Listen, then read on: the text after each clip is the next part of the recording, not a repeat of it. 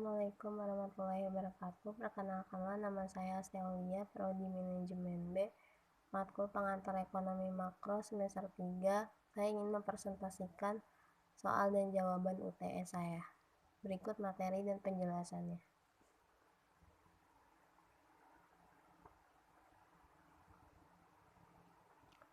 Di nomor 1, pelaku ekonomi dalam suatu perekonomian akan menggerakkan roda ekonomi suatu negara terdiri dari perusahaan, rumah tangga, dan pemerintah. Ketiganya akan saling ketergantungan dan membutuhkan. Buatlah diagram aliran melingkar atau circular flow diagram dari ketiga pelaku ekonomi tersebut dan jelaskan perannya masing-masing. Di sini saya ingin menjelaskan secara rinci penjelasannya, yaitu jawabannya dalam sebuah perekonomian. Kamu pasti mengenal istilah konsumen dan produsen, orang yang menggunakan suatu barang atau jasa atau menyediakan barang atau jasa.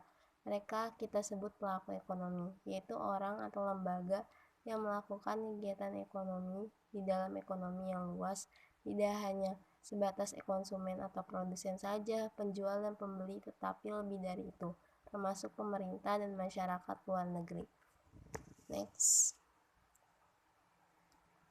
Berikut soal nomor 2 dan jawabannya. Jelaskan pengertian disposable income dan bagaimana rumus fungsi YD-nya, yaitu disposable income adalah uang yang tersisa dan gaji kamu setelah dipotong pajak penghasilan serta pemotongan gaji lainnya. Tergantung perusahaan tempat kamu bekerja, seperti jaminan hari tua atau jaminan pensiun dan BPJS Kesehatan. Berikut rumusnya, pendapatan pribadi dikurang pajak pribadi. Next, soal selanjutnya. Nomor 3, yaitu bagaimana bentuk fungsi dari konsumsi setelah dikurangi pajak. Jawabannya, fungsi konsumsinya C sama dengan CO tambah CYD, YD dikurang Y kurang TX. YD sama dengan Y kurang TX. Nomor 4. Keseimbangan pendapatan nasional 3 sektor apabila pendapatan pengeluaran. Bagaimana fungsi keseimbangannya? Jelaskan. Jawabannya, pendapatan nasional dapat bertambah akibat adanya tambahan pengeluaran. Syarat yang harus dipenuhi nih agar perekonomian sektor mencapai keseimbangan, yaitu jika penawaran sama dengan pengeluaran atau jumlah penawaran sama besarnya tingkat konsumsi, pengeluaran, investasi pemerintah. Next, selanjutnya. Nomor 5. Jelaskan maksud sifat hubungan di antara MPC tambah MPS dikurang 1 dan APC tambah APS dikurang 1, yaitu jawabannya, pembuktian bahwa APC tambah APS sama dengan 1. Hubungan antara Y atau pendapatan, C atau konsumsi, S atau tabungan ditunjukkan dengan persamaan S sama dengan Y dikurang C. Y sama dengan C tambah S jika setiap ruas dikalikan dengan 1 per Y, maka Y per Y sama dengan C per Y tambah S per Y 1 APC tambah APS itu terbukti. Pembuktian bahwa MPC tambah MPS 1 sama dengan S sama dengan Y kurang C, di mana C sama dengan C0 tambah B kali Y dan B adalah MPC-nya. S sama dengan Y dikurang CO tambah B dikali Y.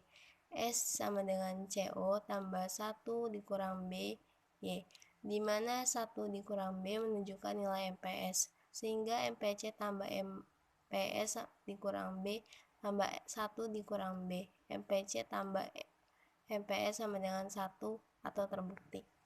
Next, soal selanjutnya. Nomor 6. Bagaimana perekonomian suatu negara jika PDB lebih besar PNB? Jawabannya, jika PDB lebih besar dari PNB, maka menunjukkan bahwa investasi negara asing di dalam negeri lebih besar dan investasi negara asing di dalam negeri lebih besar dari investasi negara tersebut di negara lain. Hal ini menunjukkan perekonomian negara tersebut belum maju karena masih menerima banyak modal dari luar negeri. Next, selanjutnya. yaitu nomor 7. Salah satu manfaat perhitungan pendapatan nasional adalah untuk mengetahui struktur perekonomian negara. Bagaimana cara mengetahui struktur perekonomian negara berdasarkan sektor-sektor perekonomian yang berkontribusi terhadap pendapatan nasional. Salah satu manfaat perhitungan pendapatan nasional adalah untuk mengetahui struktur ekonomi suatu negara. Hal ini dapat dilihat dari besarnya kontribusi dari sektor-sektor perekonomian terhadap pendapatan nasional. Jika dalam suatu negara diketahui sektor yang paling dominan berkontribusi terhadap pendapatan adalah sektor agraris, maka sektornya agraris. Begitupun sebaliknya, jika di dalam suatu negara diketahui sektor yang paling dominan berkontribusi terhadap pendapatan, maka sektor industri lah yang termasuk struktur ekonominya adalah industri. Next, selanjutnya nomor 8. Dalam perekonomian, fungsi tabungan adalah E sama dengan min 200 tambah 0,2 Y. Pendapatan nasional keseimbangan adalah 2000. Itulah berapa investasi dalam ekonomi itu. Jawabannya Y sama dengan C ditambah S. Y sama dengan C tambah 1S sama dengan 1. Rumusnya yaitu Y itu pendapatan, C-nya itu konsumsi, S-nya itu tabungan, I-nya itu investasi. Jadi S sama dengan min 200 ditambah 0,2 Y. Berapa investasi jika Y 2000, S sama dengan 1, S per 1 dikurang min 200 ditambah 0,2 atau 2000 sama dengan min 200 ditambah 400 sama dengan 200. Next, selanjutnya ini soal terakhir dan jawaban terakhir, yaitu dalam perekonomian dua sektor fungsi konsumsi adalah C sama dengan 10 ditambah 0,8 Y dan fungsi tabungan adalah S sama dengan dikurang 10 ditambah 0,2 Y, seterusnya.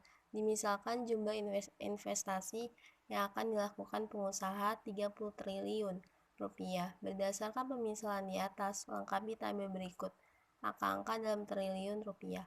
Berapakah pendapatan nasional pada keseimbangan? Yaitu jawaban saya, keseimbangan terjadi ketika Y dikurang C ditambah 1. Y sama dengan 10 ditambah 0,8 Y ditambah 30 sama dengan Y sama dengan min 0,8, Y sama dengan 10 ditambah 30. 0,2 Y sama dengan 40, hasilnya Y sama dengan 200. Itulah penjelasan materi dan jawaban soal yang Bapak berikan.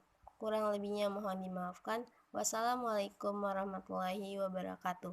Terima kasih.